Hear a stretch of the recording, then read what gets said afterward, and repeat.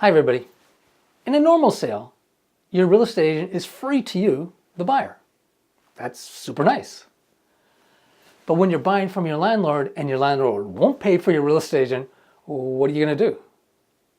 You have to either go without using a real estate agent entirely, which is usually a terrible idea, or you hire your own real estate agent or real estate attorney out of your own pocket.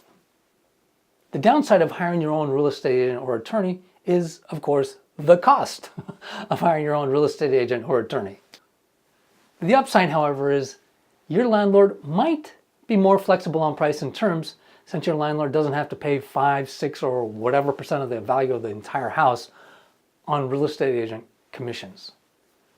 When you have to pay your own real estate agent or attorney, that changes the way you approach negotiating price and terms.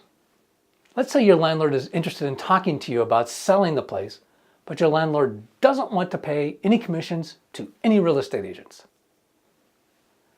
How does not having a free real estate agent change the process?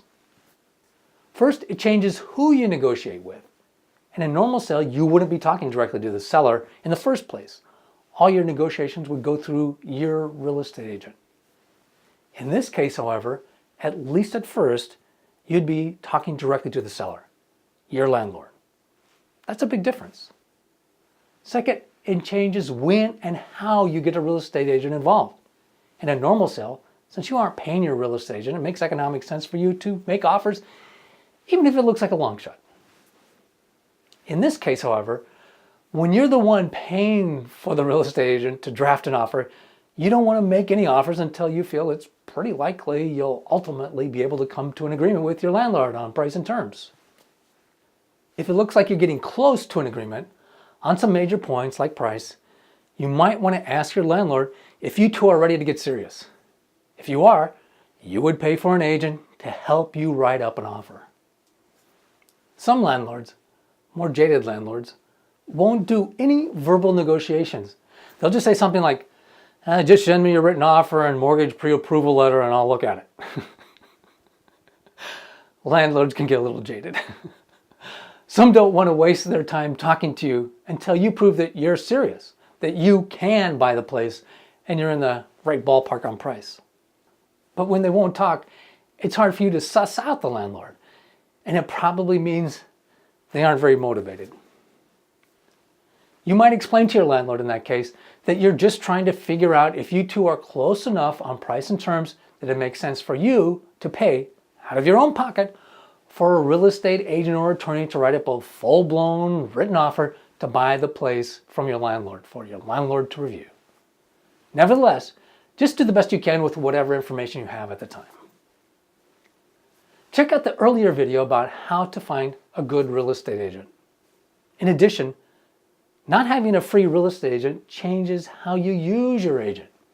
In a normal sale with a 3% commission on the line, buyer's agents can afford to do a lot of hand-holding of their buyer clients. In this case, however, since you're paying for your agent out of your own pocket, you'll try to use your agent's time efficiently because it might cost you more money if you don't.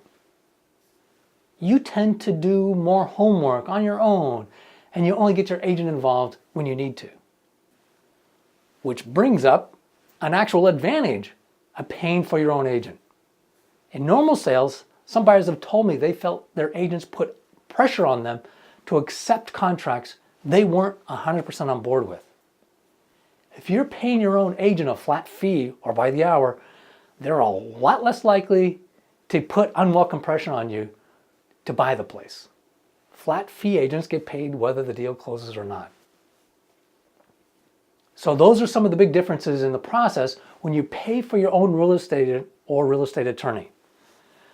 The rest of the contract is negotiated like a normal contract with written offers and counteroffers until you reach a written agreement or you realize you're too far apart to reach an agreement and you abandon negotiations.